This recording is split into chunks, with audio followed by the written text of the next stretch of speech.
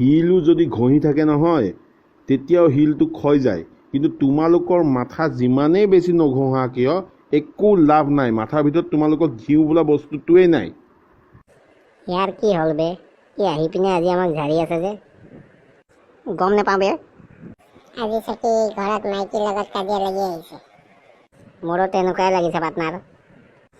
বে কাজিয়া লাগি আহিব ঘৰত আৰু কামুৰিব আমাক। কি ডিছকাশ্যন কৰি আছা তোমালোকে? হা, পঢ়া শুনা মন নাই? এইবিলাক ৰচনা লিখিব আহিছা? কালি কি পৰীক্ষাডাল দিলা তোমালোকে?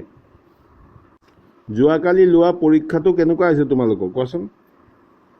ছাৰ মোৰ বহুত ভাল হৈছে, মই 3 পেজ লিখিছোঁ। ছাৰ ঘপককৈ পৰীক্ষাটো লৈ ল'লে যে, সেইটো কাৰণে মই বেছি লিখিব নোৱাৰিলোঁ।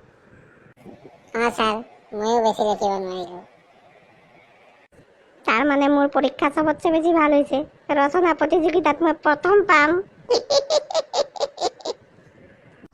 তুমি কি ভুৰভুৰাই আছা ৰমেন? নাই ছাৰ, এনেই জানিব মন গৈছে হায়েষ্ট কোনে পাইছে বা। ৰমেন, তই 3 পেজ লিখিছিলি নহয় মহাত্মা গান্ধীৰ ওপৰত। এফালে আহি পিনে গোটেই ক্লাছত তই কি লিখিছিলি, কি ফালিছিলি সেইটো তই গাই পিনে শুনা। বেলেগ ই চাকি তামাম লিখিছে দেই। বে পাৰ্টনাৰ কাৰ ই আমাৰ নাম সদায় ৰচন কৰিয়ে থাকে জানানে? বে হায়েষ্ট মাৰ্ক যদি পাই ইয়াৰ পৰা পাৰ্টি এটা খাব লাগিব আৰু। ঠিকে কৈছ তই, ইয়াৰ পৰা পাৰ্টি এটা খাব লাগিব, ইয়ে হায়েষ্ট মাৰ্ক পাব। তই গৰু কি কৰি আছ? পঢ়ি নুশুনা কিয়? মহাত্মা গান্ধী 1459 চনৰ শুক্লা দশমী তিথিত মহাত্মা গান্ধীৰ জন্ম হয়। তেখেতৰ পিতৃৰ নাম কুসুম্বৰ গান্ধী আৰু মাক ইন্দিৰা গান্ধী। সৰুতে মহাত্মা গান্ধীৰ মাকৰ মৃত্যু হোৱাত বুঢ়ী মাক খেৰকুটিয়ে তেওঁক গুৰু দ্ৰোণাচাৰ্যৰ টোলত নাম লগাই দিয়ে। মহাত্মা গান্ধীয়ে প্ৰথমতে ভৰিৰ গোৰোহালৈকে লেটিয়াই চুৰিয়া পিন্ধিছিল। কিন্তু এদিন এটা প্ৰকাণ্ড ষাঁড় গৰুৱে খেদা মাৰি আহিল। কোনোমতে মহাত্মা গান্ধীয়ে ষাঁড় গৰুটোৰ শিঙত ধৰি বগৰাই দিয়ে আৰু নিজেও জোঁটপোট খাই পৰে। সেইদিনাৰ পৰাই মহাত্মা গান্ধীয়ে আঁঠুৰ ওপৰত চুৰিয়া পিন্ধিবলৈ লয়। ষাঁড় গৰুটো বগৰাই ভাগৰে জিগৰে আমন জিমনকৈ বেঞ্চ এখনত বহি থাকোঁতেই মহাত্মা গান্ধীয়ে এটা আপেল সৰি পৰা দেখে আৰু লগে লগে তেওঁ যঁতৰ আৱিষ্কাৰ কৰিলে।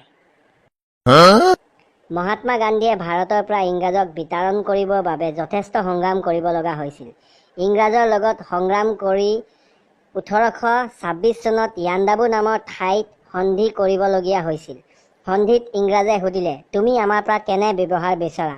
মহাত্মা গান্ধীয়ে ক'লে, ৰজাৰ দৰে। মহাত্মা গান্ধীৰ মৃত্যু বৰ কৰুণ আছিল। লোন আইন ভংগ কৰাৰ বাবে এদিন দাণ্ডী যাত্ৰাত ভাগ লয় মহাত্মা গান্ধী। খোজকাঢ়ি আহি থাকোঁতে পিয়াহত অণ্ঠ শুকাই এটা নিজৰাত পানী খাবলৈ ল'লে। সেই সময়তে আকৌ ৰজা দশৰথে মৃগয়া কৰিব গৈছিল। দশৰথৰ হাতত এডাল শব্দবাদী বাণ আছিল। ৰজা দশৰথে মহাত্মা গান্ধীয়ে নিজৰাত পানী খাই থকা শব্দটো শুনি ভাবিলে, এয়া নিশ্চয় কোনোবা মৃগই পানী খোৱাৰ শব্দ। লগে লগে দশৰথে শব্দবাদী বাণ এৰে আৰু মহাত্মা গান্ধীৰ ভৰিত লাগি তেখেতৰ বৈকুণ্ঠ প্ৰয়াণ হয়। ছাৰ কেনেকুৱা লাগিল? ছাৰ